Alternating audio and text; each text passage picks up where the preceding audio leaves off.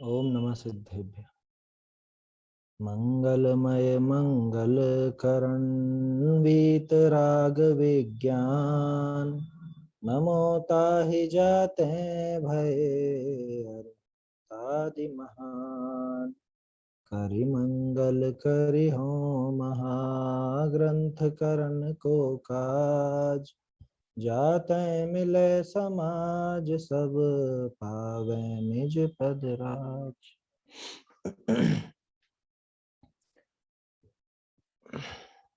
मोक्षमा प्रकाशक ग्रंथराज पर अपनी चर्चा चल रही है।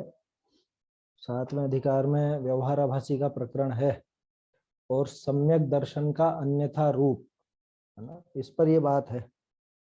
तो सम्यक दर्शन के अन्यथा रूप में ही देव शास्त्र गुरु और 7 तत्व ये उसके व्यवहारिक रूप में शामिल हैं। इसलिए 7 तत्व का अन्यथा रूप भी यहाँ पर टोडरमल जी बतला रहे हैं और इसमें निर्जरा तत्व का अन्यथा रूप तक कल अपनी बात हो गई।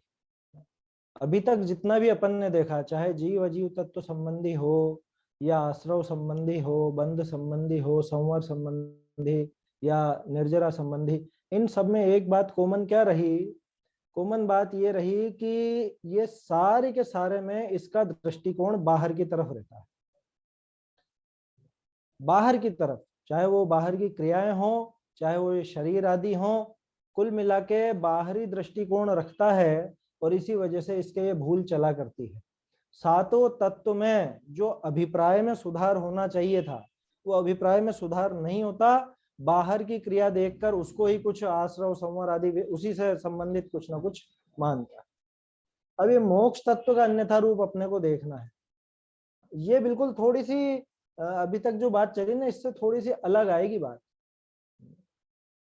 जैसे सामान्य रूप से अपन देखते हैं कि मोक्ष सुख को नहीं जानता, ये बात सामान्य है। लेकिन मोक्ष सुख को कैसे नहीं जानता या उसको कैसे नहीं मानता, उसकी पूरी डिटेल टोडरमल जी बहुत बारीकी से मनोवैज्ञानिक ढंग से निकालेंगे। शुरू में जो बात कहेंगे ना तो अपन भी सोच में पड़ जाएंगे, वास्तव में ऐसा तो मानते ही है, मोक्ष इसीलिए तो चाहिए। क्या है, चलिए देखते हैं। पढ़ेंगे तो अपने आप सारी बात सामने आएगी, चर्चा करेंगे। पेज नंबर 233 पर है मोक्ष तत्व का अन्यथा रूप और हस्तलिखित प्रति में है 294 पर, पहली पंक्ति। बहुरी सिद्ध होना ताको मोक्ष माने है।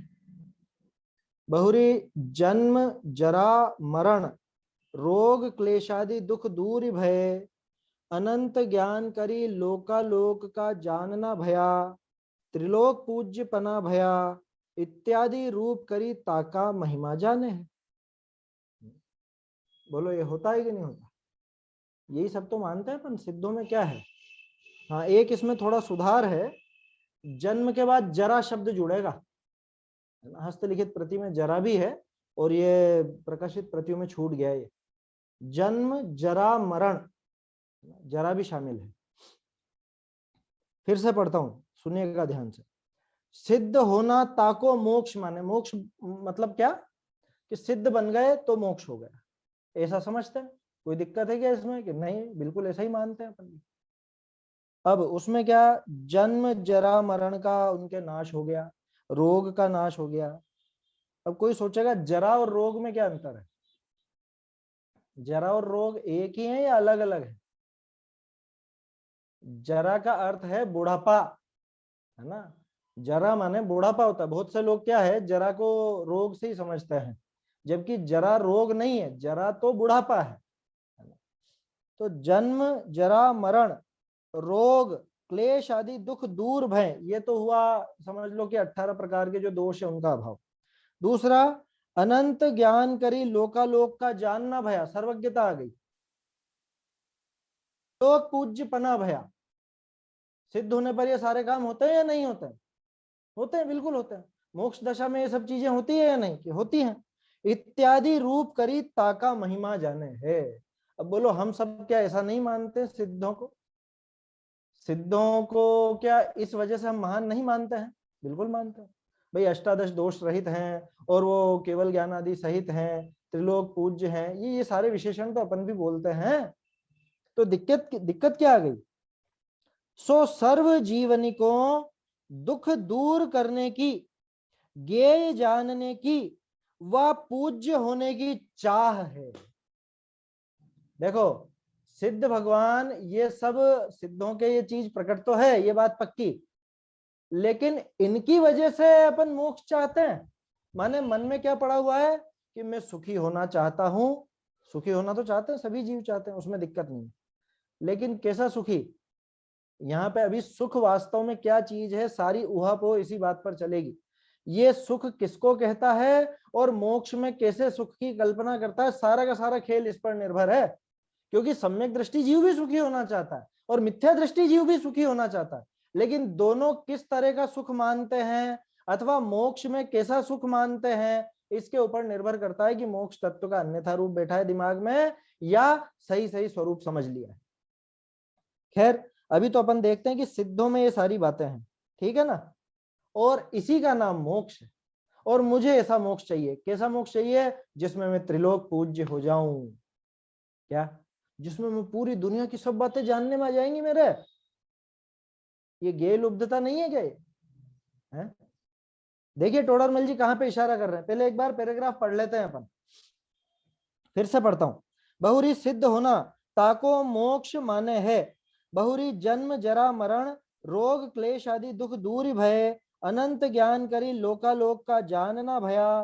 त्रिलोक पूज्यपना भया इत्यादि रूप करी ताका महिमा जाने। ये सारी बातें होती हैं, इनकी मना नहीं, लेकिन इनकी वजह से महिमा मानता है और इसी की वजह से वो लालच में आता है मोक्ष के। सो सर्व जीवनी के दुख दूर करने की व ज्ञेय जानने की व पूज्य होने की चाह है। दुनिया में ऐसा कौन है जो जिसके ये चीजें नहीं हो, जिसके ये इच्छाएं नहीं हो। इन्हीं के अर्थ ही मोक्ष की चाह कीनी तो याके और जीवनी का श्रद्धांते कहा विशेषता भाई। ये टोडरमल जी ने बहुत बढ़िया पॉइंट उठाया। बोलो, ये किसकी बात चल रही है? अनादिकालीन मिथ्या दृष्टि की बात नहीं है ये पढ़े लिखे जीव की बात है। उससे पूछो मोक्ष कैसा होता है, मोक्ष गए हुए जीव कैसे होता है? अरे सब जानते, तीन लोक की, तीन काल की समस्त पदार्थों को उनके गुण पर्यायों के साथ जानते हैं। जाने एके काल प्रगट केवली भगवंता, आया समझ में? और 18 दोषों से रहित होते हैं। जन्म नहीं, जरा नहीं, मरण नहीं, रोग नहीं है, क्लेश नहीं, इत्यादि सभी प्रकार के दोषों से रहित हो गए हैं और त्रिलोक पूज्य है। चत्तारी लोकोत्तमा में नाम आता है। तो बोलो, ऐसा मोक्ष चाहिए कि नहीं चाहिए? देखो, आचार्य देव भी ये बातें कह करके मोक्ष की तरफ इसको अभिलाषी बनाएंगे, लेकिन गड़बड़ कहाँ हो जाती है? हम उस लालच में, कौन से लालच में? और मैं सबको जानूं, मैं पूरे तीन लोक तीन काल की चीजें मैं भी जान लूं, मजा आ जाएगा। मान लो ऐसी शक्ति दे दी जाए आपको, दे क्या दी जाए, देता वेता तो कोई है नहीं, ऐसी शक्ति मिल जाए जिसमें आपको भविष्य का 1 साल का सब नजर आता, और मजा आ जाएगा, फिर तो क्या बात, फिर तो कहना ही क्या है। मन में रहता तो है कि हाँ हाँ ऐसी शक्ति हो कदाचित जिससे हम जान लेवें। देखो, ये जानने की जो लिप्सा है ना, ये जो ज्ञेय लुब्धता है, ये जीव से पता नहीं क्या क्या करवाती है। ये जितने भी तंत्र मंत्र टोने टोटके होते हैं, ये सब इसी चक्कर में किए जाते हैं। बताओ ना पंडित जी शादी कब होएगी, है? बताओ ना पंडित जी हमारे अच्छे दिन कब आएंगे? दिखाने जाते हैं ना, हाथ दिखाने जाते हैं, मैं कितना जीऊंगा या मैं कितना जीऊंगी, या किसी ने कम बता दिया तो फिर अब परेशान हो गए। क्या? किसी ने कम बता दिया तो फिर परेशान हो गया, अरे इतना ही समय बचा, बस इतना ही समय बचा। मान लो किसी ने कह दिया 60 साल, और 60 साल, बस 60 साल में आयु पूरी हो जाएगी। अब फिर घबराहट में और कि कुछ उपाय बताओ। इतनी सी बात समझ में नहीं आती कि कितना बड़ा फ्रॉड है वो, जो खुद कह रहा है कि 60 साल और फिर बाद में कह देता है कि ठीक है मैं बढ़ा दूंगा कुछ ना कुछ उपाय करके। माने वो क्या भगवान है? वो कुछ वो कर देगा, वो उससे बढ़ जाएगी। ये ऐसे मूर्खता में आते हैं। ये सब नहीं जानने के कारण और जानने की इच्छा के कारण। किसी की कोई चीज गुम गई है ना, मान लो सोने का कुछ गुम गया, खो गया या चोरी हो गई, अब जाएंगे तरह तरह के वो तंत्र मंत्र वालों के पास, है, या कोई कहीं ऐसी जगह जाएगा, वो भूत प्रेत आते हो किसी के, तो वहां जाएगा व्यंतरों के पास, उनको ढोकने जाएगा कि अरे बताओ कहाँ पे मिलेगा, कहाँ मिलेगा, है, कब मिलेगा? कि अरे तुम्हारी चोरी की गई वस्तु यहाँ से उत्तर दिशा में है और लेकिन अभी नहीं मिलेगी तुमको, वो तुमको साल भर बाद मिलेगी या महीने भर बाद मिलेगी। अरे तू इतना ही जानकार है तो साफ साफ बता देना, बेचारे को दुखी क्यों करता है, अभी जाकर के पकड़ लावे उसको। तो ये जानने की इच्छा होती है ना, जानने की इच्छा, जानने की इच्छा के कारण ही तो ये सारा का सारा व्यापार चल रहा है। कौन सा व्यापार? ये सोशल मीडिया का, या जो ये न्यूज वगैरह चलती है, ये सब क्या है? इनके क्यों सब बहुत बड़े ये अरबपति हो गए, करोड़पति हो गए न्यूज चैनल वाले? जानने की इच्छा, लोगों की जो जानने की इच्छा, कहाँ क्या हुआ, क्या कहाँ कहाँ क्या क्या हो रहा है, विदेश में क्या हुआ, अमेरिका में क्या हुआ, बंबई के बाजार में क्या हुआ और इंदौर के बाजार में क्या हुआ। कोई किराने का व्यापारी तो वो भाव देखेगा कि काश ऐसा कुछ पता चल जाए महीने भर बाद क्या क्या भाव रहेंगे सामान के, तो हम उस हिसाब से स्टॉक कर लें या बेच दें, मजा आ जाए बस। नहीं होता है? ये शेयर बाजार का जो काम करते हैं ट्रेडिंग का, है ना, उसी दिन वो खरीद बेच वगैरह का जो हाथों हाथ उसी में लगे रहते हैं, पगला जाते हैं बिल्कुल। आया समझ में? वो दिमाग में यही चलता रहता है, क्या भाव हो गया, क्या भाव हो गया, अभी कितना भाव हो गया, सोना कितना चढ़ गया, चांदी कितना गिर गई है? ये सब क्या है? ये जानने की इच्छा, जानने की लिप्सा। और इसने मोक्ष को भला किस लिए माना? कि वहां मैं अनंत सुखी हो जाऊंगा, मेरा स्वरूप प्रकट हो जाएगा पूरी तरह से, इसलिए नहीं, तो 3 लोक 3 काल का जानना मिल जाएगा मुझे। समझ में आ रही है? देखो टोडरमल जी कितनी बारीक सर्जरी कर रहे हैं। ये सारी बातें होती है कि नहीं होती है सिद्धों के? 3 लोक 3 काल का जानना होता है या नहीं? 18 दोषों से रहित पना होता है या नहीं? या ये जो बताया 3 लोक का पूज्य पना, ये होता है या नहीं? होता है। कि ये होता है और मैं इन्हीं चीजों के लिए मोक्ष की इच्छा करता हूं, तो इसमें गलत क्या है? कि गलत ये है कि तेरा अभिप्राय वो सुखी होने का नहीं है, तेरा अभिप्राय अपनी पूर्णता प्रकट करने का नहीं है, तेरा अभिप्राय तो यह है कि कैसे मेरे को सब जानना मिल जाए। तेरा अभिप्राय तो यह है कि ये बीमारियां दूर हो जाए। तेरा अभिप्राय तो यह है कि संसार मुझको पूजे, मेरा नाम चलता रहे, हैं, लोग बाग मेरी पूजा करें। ये जो भावना है ये खोटी भावना है, और यही इसके मोक्ष तत्व का अन्यथा रूप बना देती है। माने मोक्ष के श्रद्धा भी करता है, जो मोक्ष गए उनकी पूजा भी करता है, उन्हीं को महान भी कहता है, लेकिन फिर भी इसके दिमाग में मोक्ष के बारे में पता नहीं कुछ ऐसा अभिप्राय खोटा पड़ा हुआ है। लिखा ना ये कि भैया ये बताओ दुनिया में ऐसा कौन सा जीव है जिसको पूज्य होने की इच्छा नहीं है, मतलब ऊंचे पद की इच्छा नहीं है? संसार में ऐसा कौन सा जीव है जिसको जानने की इच्छा नहीं है? सबको ये जानने की इच्छा। अरे जानने की इच्छा के पीछे तो मर जाते हैं लोग बात। आया समझ में? तो मैं समुद्र की गहराइयों में जाकर के देखना चाहता हूँ वहां क्या है। वहां गया, वहां जहाज में डूबा या कुछ भी हुआ, वहां पे मर गया। मैं जानना चाहता हूँ आसमान में क्या है, आकाश में क्या है। गए वहां पे आकाश में खोज करने गए, बीच में वो जो भी कुछ खराबी आ गई, यान में खराबी आ गई अथवा फूट गया, मर गए। हुआ था ना, वो एक थी ना, क्या नाम था, अपने भारत की थी जो अमेरिका में थी, है, कल्पना चावला नाम था शायद मेरे ख्याल से, है, लौटते समय वो यान कुछ गड़बड़ा गया, कुछ ना कुछ फेल हो गया उसका सिस्टम, मर गए सबके सब। क्या करने गए थे? जानने गए थे। तो ये जो जानने की चाह है ये भयंकर चाह है, और इसको मोक्ष इसीलिए लुभा रहा है। क्या? मोक्ष का लोभ इसीलिए कि अरे सब सब जानेंगे, हम सब जानेंगे। अथवा पूज्य होने की चाह। पूज्य होने की चाह तो बहुत होती है ना लोगों को, मान कषाय बहुत ज्यादा। ये असल में मान नहीं है, ये है यश का लोभ। क्या? मान कषाय में तो जो खुद को थोड़ा ऊंचा समझे और ऐसा वैसा, ये तो है कि मैं ऊंचा समझा जाऊं, लोग बाग मुझे ऊंचा समझे, ये यश का लोभ है। इसको आप गारव कह सकते हो, गारव। जो लाज गारव और भयवश सुना होगा ना आपने, गारव। तो गारव शब्द है यश का लोभ। तो यश का लोभ भी पता नहीं क्या क्या करवाता है लोगों से, लाखों रुपए खर्च करवा देता है। मान लो मेरे दिमाग में ऐसा फितूर चढ़ जाए, थोड़े बहुत लोग मुझको जानने लग जाएं, अब उसके बाद मैं सोचूं यार चुनाव वगैरह लड़ लूं, मैं भी अच्छी थोड़ी सी राजनीतिक पकड़ हो जाए, क्या सब जानेंगे तो सही, और कुछ नहीं तो, या चुनाव वगैरह तो नहीं लड़ूं। मान लो कुछ ऐसी प्रतिष्ठा बन गई, कुछ ऐसा हो गया, अब मुझको कि मुख्यमंत्री से कुछ पुरस्कार मिल जाए, या मुझको राष्ट्रपति से कुछ पुरस्कार मिल जाए, प्रधानमंत्री से कुछ पुरस्कार मिल जाए, पद्मश्री मिल जाए, हैं, पद्म विभूषण मिल जाए, पद्म भूषण मिल जाए, नहीं होती लोगों की इच्छा। अरे लोग बाग लाखों करोड़ों रुपए खर्च कर देते हैं इसके पीछे। चलता है ऐसा पागलपन भी खूब चलता है?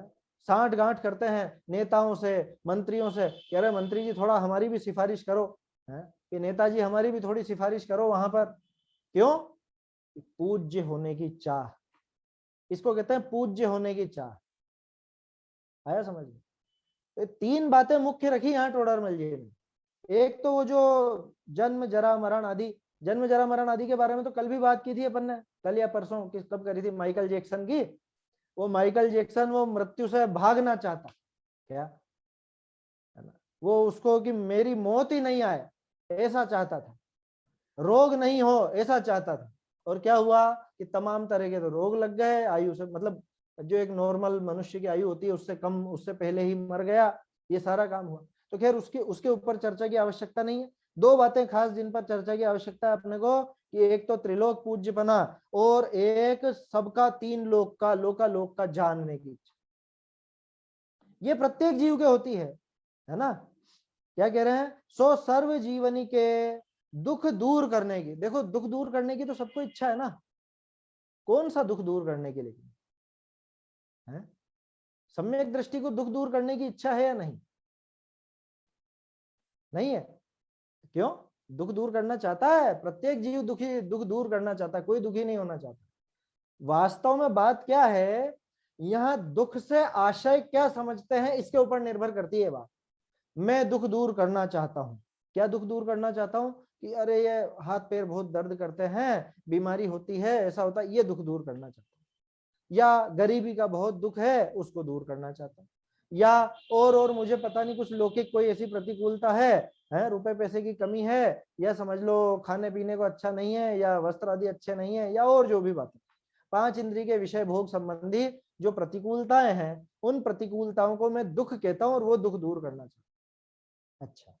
अच्छा अच्छा खाने को मिले वो, कि वो तो सुख है, उसको दूर नहीं करना चाहता, है ना? अनुकूलता जो मिल जाए उसे दूर नहीं करना चाहता। तो अभी इसके दिमाग में क्या बैठा हुआ है कि लौकिक अनुकूलता माने सुख, लौकिक प्रतिकूलता माने दुख। अब पढ़ो इसको, कि सभी जीवों के दुख दूर करने की इच्छा है। कौन सा दुख? आकुलता रूप दुख को पहचाना क्या इसने, कि ये जो अनुकूलता मिलती है इस अनुकूलता में भी दुख होता है, इस बात को पहचाना क्या कि नहीं पहचाना? वो नहीं पहचाना, ये मोक्ष तत्व संबंधी भूल में आएगा। इस चीज की बारीकी समझिएगा, नहीं तो आप सोचेंगे ये क्या लिख रहे हैं टोडरमल जी। सभी जीवों के दुख दूर करने की इच्छा होती है, तो ये तो सम्यक दृष्टि को भी होती है, मुनिराज को भी होती है, तभी तो रत्नत्रय के मार्ग पे चल रहे हैं आगे।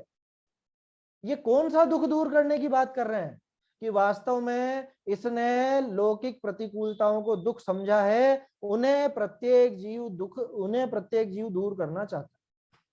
ठीक है? और इसने भी मोक्ष में क्या समझा कि हाँ ये प्रतिकूलताएं कुछ भी नहीं रहेंगी। अब उससे कहा जाए कि ये जो अनुकूलताएं ये भी कुछ भी नहीं रहेंगी। क्या समझ में आ रही है बात? कि मोक्ष में तुझे भूखा तो नहीं रहना पड़ेगा, लेकिन मोक्ष में खाने को भी नहीं मिलेगा कुछ भी।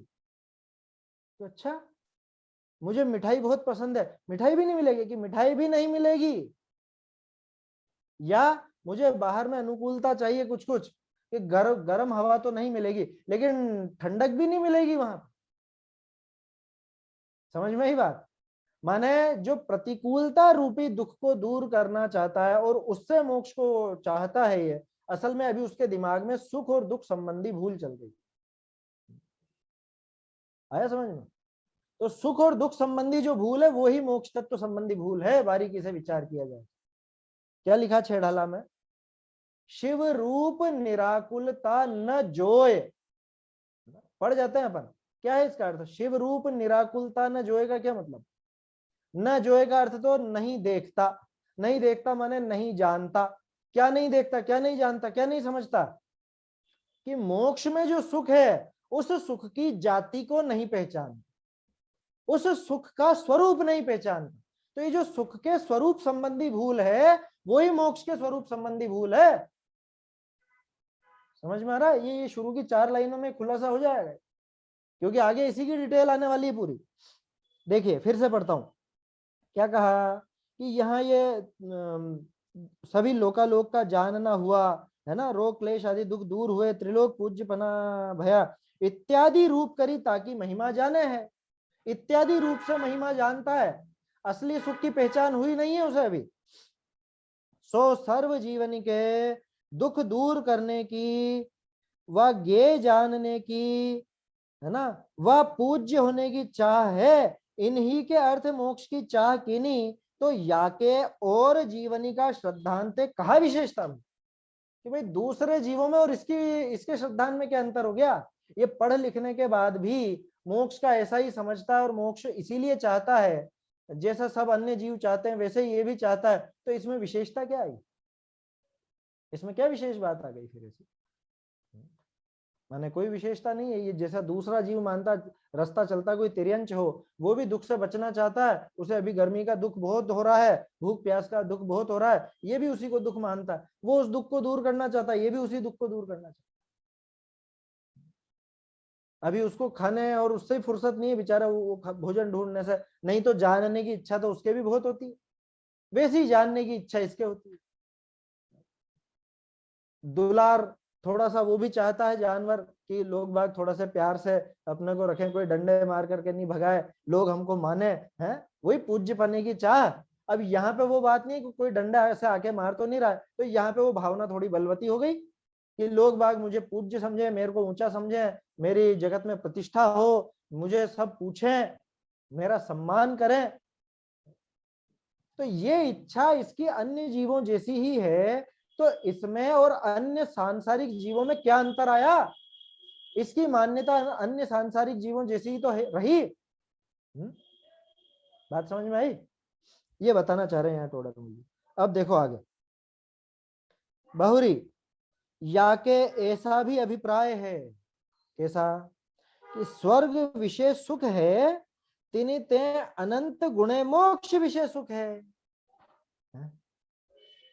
कैसा है मोक्ष में सुख, कैसा, अभी किसी से भी पूछ लो, किनसे, जो स्वाध्यायी नहीं हो, है ना, क्योंकि स्वाध्यायी तो जवाब दे देगा, थोड़ा बहुत पढ़ लिख लिया ना तो जवाब दे देगा, लेकिन यह अंतरंग मान्यता की बात है, अंतर में मान्यता क्या पड़ी हुई।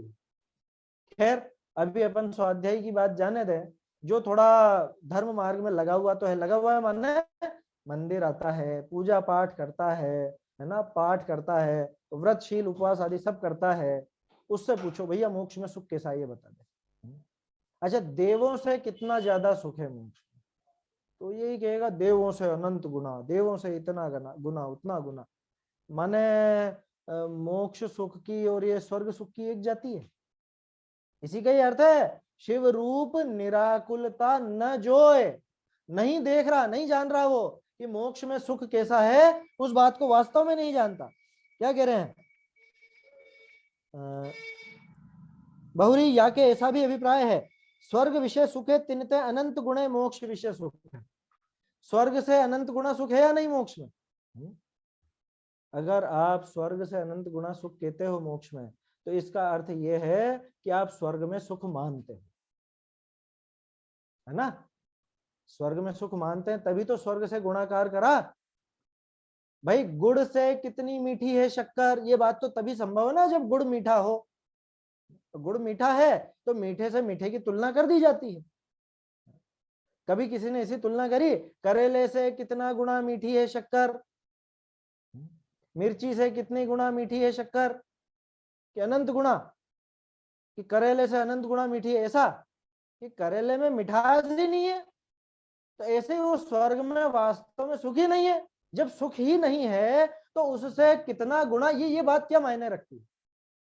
लेकिन बहुत से जीव इसी तरह से सोचते हैं, इसी तरह से समझते हैं, यहां तक कि भले ही आप जीवान से ऐसे कहो नहीं नहीं नहीं स्वर्ग में सुख है ही नहीं, लेकिन मन में तो उसकी चिपकास बनी ही रहती है। मन में जो उसकी चिपकास बनी हुई है, मन में जो ये भावना है कि हाँ स्वर्ग में भी सुख तो है, ये मोक्ष तत्व संबंधी भूल है। अरे स्वर्ग में सुख मानना मोक्ष तत्व संबंधी भूल की, हाँ, क्योंकि मोक्ष माने सुख और सुख माने निराकुलता। आत्म को हित है सुख, सो सुख आकुलता बिन कहिए, और आकुलता शिव माही न, कि आकुलता मोक्ष में नहीं है, इसलिए मोक्ष सुख रूप है। तो सारा का सारा खेल ये सुख के स्वरूप के ऊपर निर्भर करता है। आपने सुख का स्वरूप किसको समझ रखा? हम अगर सुख के स्वरूप को ऐसा आकुलता वाला ही समझ रहे हैं और इससे फिर मोक्ष का गुणाकार कर रहे हैं, मोक्ष के सुख की कल्पना कर रहे हैं, तुलना कर रहे हैं, तो समझ लीजिए मोक्ष संबंधी अभी अन्यथा रूप हमारे दिमाग में बैठा है। मोक्ष तत्व संबंधी भूल चल रही है। क्या कह रहे हैं? अनंत गुणा मोक्ष विषय सुख है, सो इस गुणकार विषय स्वर्ग मोक्ष सुख की एक जाति जाने है, दोनों की एक जाति जान लेता है। कहा स्वर्ग विषय तो विषयादि सामग्री जनित सुख हो है, ताकि जाति याको भाषे है। अरे मोक्ष विषय विषयादि सामग्री है नहीं, सो वहां का सुख की जाति याको भाषे तो नहीं, परंतु स्वर्ग ते भी मोक्ष को उत्तम महान पुरुष कहे है, ताते ये भी उत्तम ही माने है। समझ में आ रही बात? उदाहरण दे रहे हैं यहाँ पे, उदाहरण पढ़ लेते हैं फिर बात करते हैं। जैसे को गान का स्वरूप न पहचाने परंतु सर्वता के सराहे, सराहे तो ते आप भी सराहे है, तैसे यह मोक्ष को उत्तम माने है। समझ में आई बात? क्या कह रहे हैं कि इसने वो स्वर्ग और मोक्ष की एक जाति समझी। जब ये गुणाकार की बात कर रहा है, कह रहा है कि मोक्ष में स्वर्ग से अनंत गुणा सुख है, इसका अर्थ क्या कि स्वर्ग में और मोक्ष में सुख की एक जाति है, इसने एक जाति समझी। अब होता क्या है कि स्वर्ग के सुख की जाति तो इसको पता चलती। क्यों पता चलती है? क्योंकि स्वर्ग में भी इंद्रिय जनित सुख है और इंद्रिय जनित सुख यहाँ पर भी है, जिसको अपन लौकिक में सुख कहते हैं, है ना। जो लौकिक सुख कहलाता है उस सुख की पहचान तो है इसको। जैसे भोजन करने पे जो तृप्ति होती है, मिठाई खाने पर जो इसको मजा आता है, या जो भी इसको समझ लो, जो भी विषय भोग चाहिए, समझ लो गर्मी आ गई तो ठंडी हवा में, ठंडी ठंडी हवा में सुखी होता है, सर्दी है तो धूप में बैठने में सुखी होता है। ऐसे सुख का इसको पता है ना। ये वास्तविक सुख नहीं है, ध्यान रखिए, सिर्फ अपन लौकिक भाषा में अभी बात कर रहे हैं कि इसको अपन सुख नाम दे रहे हैं, ठीक है। तो ऐसे सुख का पता इसको है, तो इससे ये स्वर्ग के सुख की तो तुलना कर लेता है, स्वर्ग के सुख की तो कल्पना कर लेता है। अब मोक्ष का सुख कैसे कैसे कल्पना करे उसकी? बोलो, मोक्ष में सुख है, किसने देखा है? देखा क्या? कि देखेंगे तो वो जो जाएंगे कि नहीं, जिनके जाने की तैयारी हो गई हो ना, वो भी देखते हैं, उन्हें भी उस सुख का पता है। क्या मतलब? कह रहे भाई, जिसे सम्यक दर्शन हो गया हो, वास्तव में वो जानता है कि मोक्ष का सुख किस जाति का है। और ये मिथ्या दृष्टि, ये सिर्फ देखा देखी कहता है। क्यों? कि ज्ञानी जीव कह रहे हैं मोक्ष में सुख है, अरे बहुत बढ़िया, बहुत आनंद आनंद आनंद है वहां पे, तो ये भी कहने लग जाता, हाँ साहब मोक्ष में सुख है, मोक्ष में सुख है। अच्छा बता भैया कैसा है सुख, बता तो सही।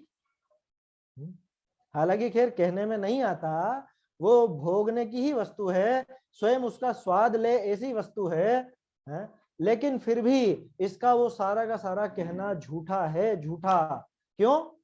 कह रहे प्रैक्टिकली है ये बात। ये जब तक सम्यक दृष्टि नहीं होगा तब तक उस सुख की पहचान कैसे होगी, इसको बताओ। जब तक उस सुख की पहचान नहीं होगी तब तक मोक्ष तत्व की भूल इसके चलती रहेगी। इतनी सीधी सी बात है। माने सम्यक दर्शन होने तक तो इसको ये पता ही नहीं चलेगा कि मोक्ष में सुख कैसा है, मोक्ष का सुख वास्तव में कैसा है। ये अगर कोई जानता है तो सम्यक दृष्टि ही जानता है ना। अब सम्यक दृष्टि होगी, आगे फिर वो व्रती हो चाहे महाव्रती मुनिराज हो, सम्यक दृष्टि होने के बाद के ही लोग जानते हैं, उसके पहले वाले नहीं जान सकते। उसके पहले वाला तो देखा देखी कहता है। कैसा बढ़िया उदाहरण दिया, जैसे कोई गायन का स्वरूप तो नहीं पहचान। अब गायन माने बहुत तरह के होते हैं, वाद्य यंत्र तरह तरह के, और कौन सही बजा रहा है कौन नहीं बजा रहा है सही, ये तो जो उसका पारखी हो, विशेषज्ञ हो, वो जानता है। अपने को तो गाना वाना भी नहीं आता है, नहीं तो वो जो शास्त्रीय संगीत का रियाज करते हैं ना रोज, वो जानते हैं कि कहाँ पे इसका सुर गड़बड़ाया, कहाँ पे ये ऊंचा सुर ले लिया, कहाँ पे नीचा सुर, जो भी होता है उसमें अपने को ज्यादा पता नहीं, कहाँ पे उसने सही ताल ली, कहाँ पे गलत ताल ली, ये सब वो जानते हैं। अब मान लो कोई सभा हो, है ना, कोई कार्यक्रम हो रहा हो, जैसे बहुत से ऐसे ऑडिटोरियम थिएटर वगैरह रहते हैं ना, वहां कोई कलाकार आकर के अपनी प्रस्तुति देता है।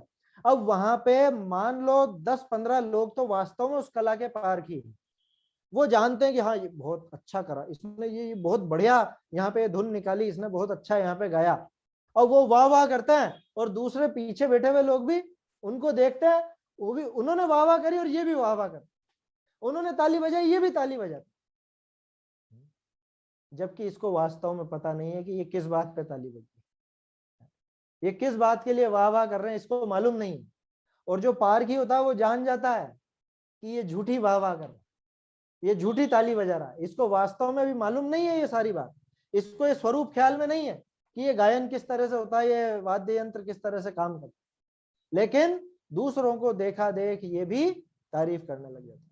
अरे आजकल नहीं होता है क्या, या व्हाट्सएप पर या सोशल मीडिया पर एक जना, मान लो किसी का ग्रुप बना हुआ है, अब किसी का जन्मदिन है, एक ने लिख दिया हैप्पी बर्थडे, तो सारे के सारे चालू हो जाते हैं हैप्पी बर्थडे, अब सामने वाले की बर्थडे हो चाहे नहीं हो पता ही नहीं चलता, इसको वास्तव में नहीं पता, वो तो दूसरों ने कही सो ये भी कहने लग गया। बिल्कुल प्रैक्टिकल नया उदाहरण लिया है ये अभी जो वर्तमान में चल रहा है।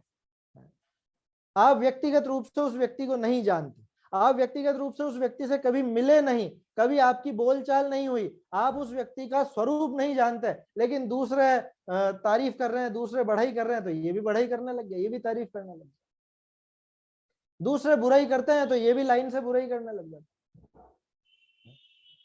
यह है देखा देखी मोक्ष को अच्छा कहता है, आया समझ में? इसको मोक्ष सुख का पता कहां से चलेगा, इसने आज तक उस सुख का स्वाद ही नहीं लिया है, इसने उस स्वाद को भोगा ही नहीं है, अगर ये खुद उस स्वाद को भोगे तब तो कह सकता है कि हाँ ऐसा होता है मोक्ष का सुख, सम्यक दृष्टि जीव को पता। अब ये जो इसके दिमाग में वो गुणाकार की कल्पना चली ना, वो इसीलिए चली, क्यों? क्योंकि इसने निराकुलता का सुख तो कभी देखा नहीं, इसने तो ये जो इंद्रिय सुख है यही देखा है, अब यहाँ पे जो सुख देखा उसी की कल्पना करता है कि स्वर्ग में ऐसा सुख होगा, और जैसे स्वर्ग की कल्पना करी वैसे ही मोक्ष सुख की कल्पना कर लेता है कि यहाँ से संख्यात या असंख्यात गुणा ज्यादा तो स्वर्ग में सुख होगा, और स्वर्ग में जितना सुख होगा उससे अनंत गुणा सुख मोक्ष में होगा। भैया ऐसी एक जाति नहीं है जो तो गुणाकार बिठा रहा है। जैसे कोई नया व्यक्ति हो बाहर का, उसको अपन कहते हैं कि करेला बहुत मीठा होता है, क्या करेला बहुत मीठा होता है, और करेले से इतने गुना मीठी शक्कर होती है, समझ में ही बात। अब जो जानकार व्यक्ति है, अब उसको तो मूर्ख बना दिया उसके दोस्तों ने, वो जानकार व्यक्ति के सामने जाके बोलेगा कि हाँ ये ज्यादा मीठा है, वैसे करेला भी थोड़ा मीठा होता है, इस तरह की बात अगर वो करेगा तो सामने वाला अपने आप समझ जाएगा कि इसको अभी मीठे स्वाद का क्या स्वरूप है ये इसको पता नहीं, या करेला कैसा है ये इसको पता नहीं, इसने कभी चखा नहीं, समझ में ही बात। ऐसे ही जिसने वास्तव में सुख का स्वरूप नहीं देखा हो, जिसने उस निराकुलता रूप सुख का आस्वादन नहीं किया हो, वो जो बात कहता है कि मोक्ष अच्छा है, मोक्ष हमको चाहिए, क्यों चाहिए? कि मोक्ष में सुख होगा, सभी कहते हैं ये बात। शुरू की जो 3 पंक्तियां थी ना इसमें, वो प्रत्येक स्वाध्यायी जीव कहेगा कि मोक्ष क्यों चाहिए, कि मोक्ष पूर्ण सुख मिलता है इसलिए चाहिए। बोलो क्या गलती है इसमें, इस बात में क्या गलती? गलती यह है कि ये सुख किसको कहता है, आया समझ में? ये सुख किसको कहता है, इस बात पर इसकी गलती निर्भर करती है। इसके दिमाग में सुख अभी भी वो इंद्रिय सुख या वो जो विषय भोगों का सुख है उसी को सुख समझे बैठा है, तो इसके दिमाग में मोक्ष सुख भी ऐसा ही कुछ चल रहा है, ज्यादा से ज्यादा इससे गुणाकार में कर देगा, जैसे स्वर्ग के सुख से तुलना कर दी। मतलब सोचो तो सही, टोडरमल जी कितनी बारीकी तक घुसे हैं इसमें, नहीं तो ये शुरू की 3 पंक्तियां 4 पंक्तियां आप पढ़ के बताओ इसमें क्या गलत है, क्या गड़बड़ है? कोई दिक्कत नहीं, ऐसा ही तो होता है मोक्ष में, केवल ज्ञान होता है, 3 लोग को जानते हैं, 3 लोग के पूज्य हैं, जन्म मरण आदि दोष नहीं है, हैं अनंत सुखी हैं, तो क्या दिक्कत आ गई ऐसा कहने में? ये कहने में दिक्कत ये आ गई कि पहली बात तो इसके लौकिक अन्य जीवों जैसी ही इच्छा रही, कैसी इच्छा? पूज्य होने की इच्छा, है ना, या जो लौकिक दुख है उस दुख को दूर करने की इच्छा, अथवा सबसे खास चीज ये जो सुखी भी होना चाहता है, तो इसके दिमाग में ऐसा ही सुख है, कैसा सुख? कि जैसे अभी हम भोग रहे हैं ना, इससे अनंत गुना सुख मिल जाए। एक वो छोटी सी फिल्म बनी थी एक, आप लोगों ने शायद नाम सुना हो या देखा हो, तो एक चीज मिलेगी वंडरफुल, ऐसा करके एक फिल्म थी, बहुत छोटी, 1 आध घंटे की। वो अपने की नहीं जैन भाइयों ने ही कुछ बनाई थी वो, और उस पर पूरा का पूरा प्रभाव दिखता है मोक्षमा प्रकाशक। यूट्यूब पे सर्च करके देखेगा, मिल जाएगी, एक चीज मिलेगी वंडरफुल नाम से। उसमें आखिर में वो सिद्ध करता है वो व्यक्ति क्या, कि देखो इसमें सुख है। वो रसगुल्ला खिलाता है एक व्यक्ति को कि खाओ, रसगुल्ले में सुख है ना, तो खाओ। कितने खा सकते हो? एक खाया कि मजा आ गया, 2 खाए मजा आ गया, 3 खाए, 4 खाए, 5 खाए, अब परेशान होने लग गया। तो वो सिद्ध करता है कि लौकिक इन विषय वस्तुओं में सुख नहीं है। अच्छी है, वो देखने लायक है, उससे अपने जैन दर्शन की सिद्धि होती है, बच्चों को दिखाने लायक है। आपके घर में अगर छोटे बच्चे हो तो जरूर दिखाइए, खुद भी देखिएगा, उससे मतलब मोक्षमा प्रकाशक की छाप नजर आती है उसमें। तो हमको तो ऐसा लगता है कि जिसने बनाई होगी वो निश्चित रूप से उनको किसी न किसी ने इस तरह से समझाया होगा, या मोक्षमा प्रकाशक उन्होंने देखा होगा। खैर, तो अपनी बात क्या चल रही है, वो वास्तव में सुख की जाति को नहीं पहचानता, और सुख की जाति को नहीं पहचाना, इसी वजह से उसने मोक्ष को भी वास्तव में नहीं जाना। और यही इसके मोक्ष तत्व संबंधी भूल है। और ये कब तक चलेगी? कि ये तो तब तक चलेगी जब तक ये वास्तव में उस निराकुल सुख का आस्वादन नहीं कर लेता, माने सम्यक दर्शन प्राप्त नहीं कर लेता। इसलिए मोक्ष तत्व संबंधी भूल को तो तभी निकालना संभव है जब ये वास्तव में सम्यक दर्शन प्राप्त करे, उसके पहले ये भूल नहीं निकलेगी। और प्रैक्टिकल बात है, भूल है तभी तो मिथ्यात्व है, मिथ्यात्व है तभी भूल है। सम्यक दर्शन होने पर ये भूल निकल जाएगी। प्रश्न है क्या किसी का? कुछ किसी का ऑडियो चालू हुआ था शायद। चलिए देखते हैं।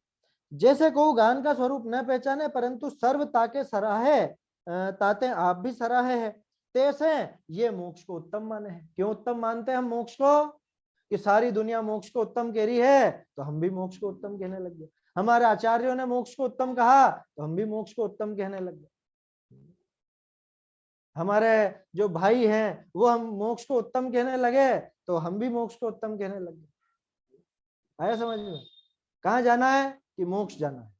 छोटे छोटे बच्चों को सिखा देते हैं ना, उनके वीडियो आते हैं, बना बना के भेजते हैं कि आप कौन हो? कि हम जीव हैं। आपको कहाँ जाना है? कि हम मोक्ष में जाना चाहते हैं। वो समझता है मोक्ष किसको कहते हैं। बाल बोध पाठमाला पहला भाग, मुक्तिपुरी है मेरा धाम, वो अपन सिखाते हैं बच्चों को। अच्छी बात है, सिखाना भी चाहिए।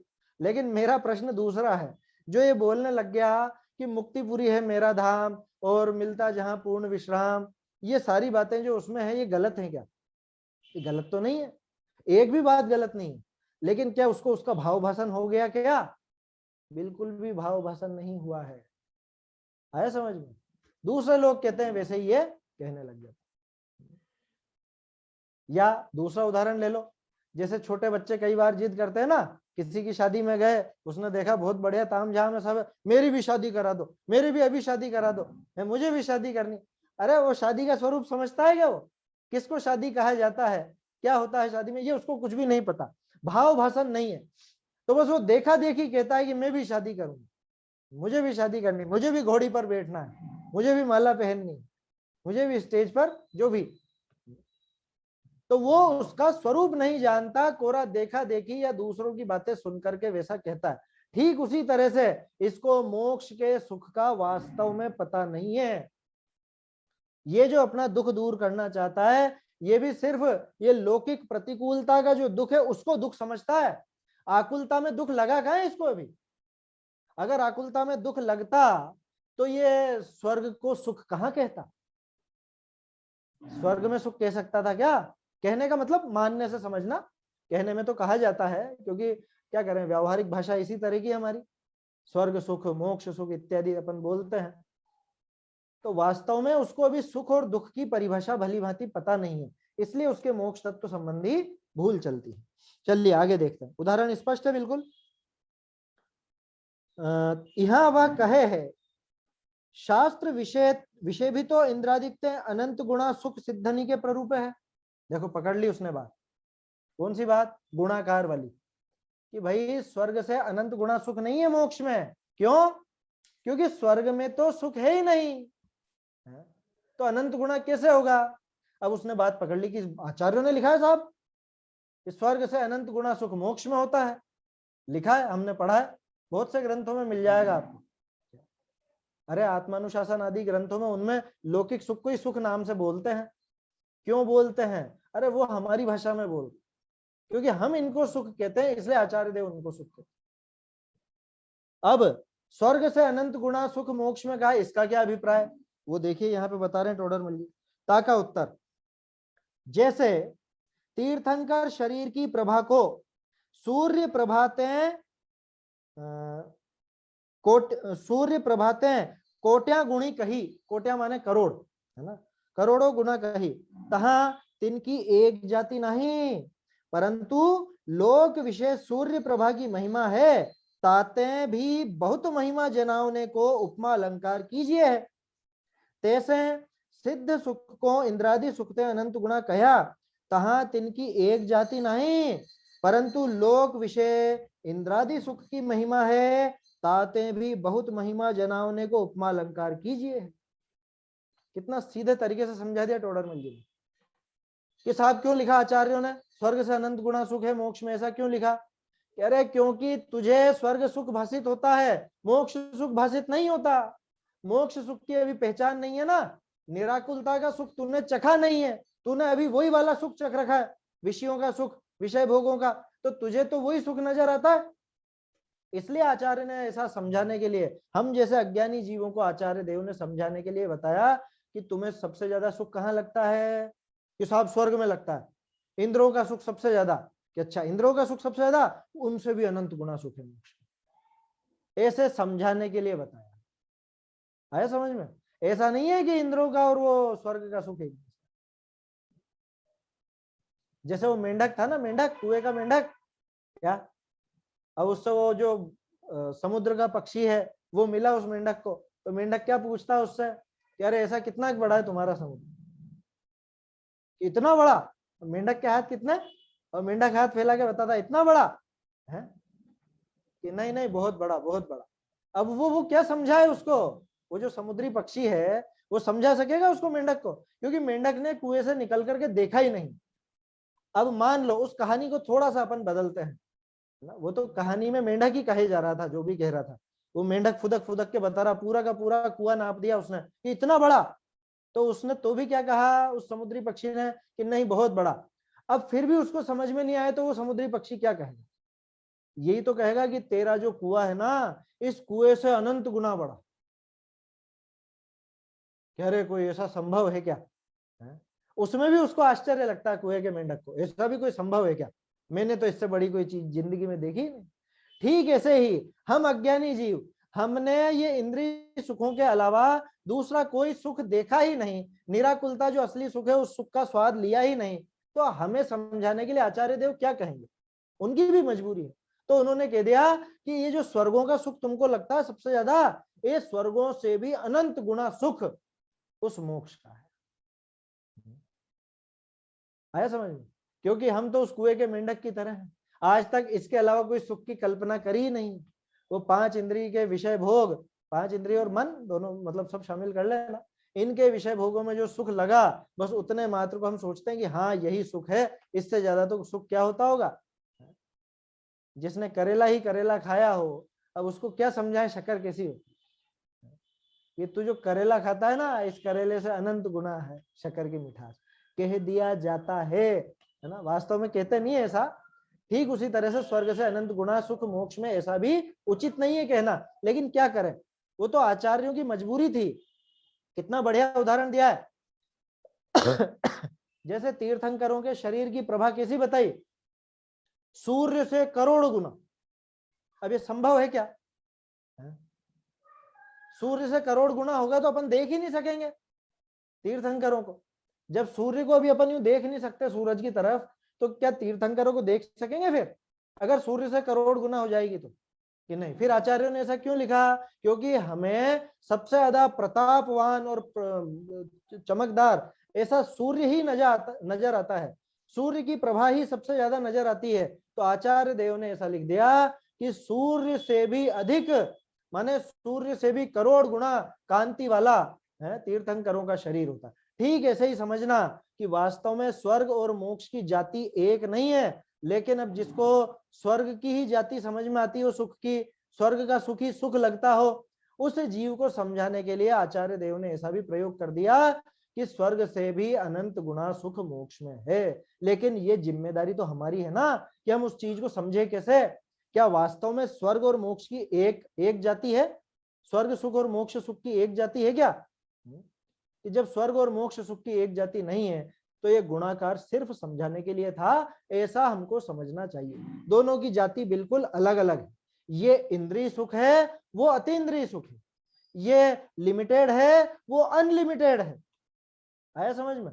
वो आत्मिक सुख है, निराकुलता का सुख है, वो आत्मा का हित है, और ये आत्मा का हित नहीं है, ऐसा समझना चाहिए। तो क्या कहा यहाँ पे, ऐसे भी बहुत महिमा बताने के लिए उपमा अलंकार करते हैं। अब फिर वो प्रश्न खड़ा करेगा क्या कि साहब आप बड़े मनोवैज्ञानिक बनते हो, आपको कैसे पता कि हम ऐसा गलत मान रहे हैं? आप कैसे कह सकते हो ये बात कि वो स्वर्ग की और मोक्ष सुख की एक जाति जानता है? यही प्रश्न है अगला कि सिद्ध सुख की और इंद्रादि सुख की एक जाति जानता है, ऐसा निश्चय तुमने कैसे किया? आप ज्यादा कोई मना पड़े ज्ञान वाले, ऐसा उसका प्रश्न है। अब ये जो प्रश्न है इसका उत्तर अपन आगे देखेंगे। अभी समय हो चुका है, वीर सागर जी भाई साहब की कक्षा अब प्रारंभ होगी यहाँ पर, जिनवाणी स्तुति कर। निज निधि निज में बताई यह अनंत उपकार है, इसके लिए जिन वाणी माँ को वंदना शत बार है, वंदना शत बार है।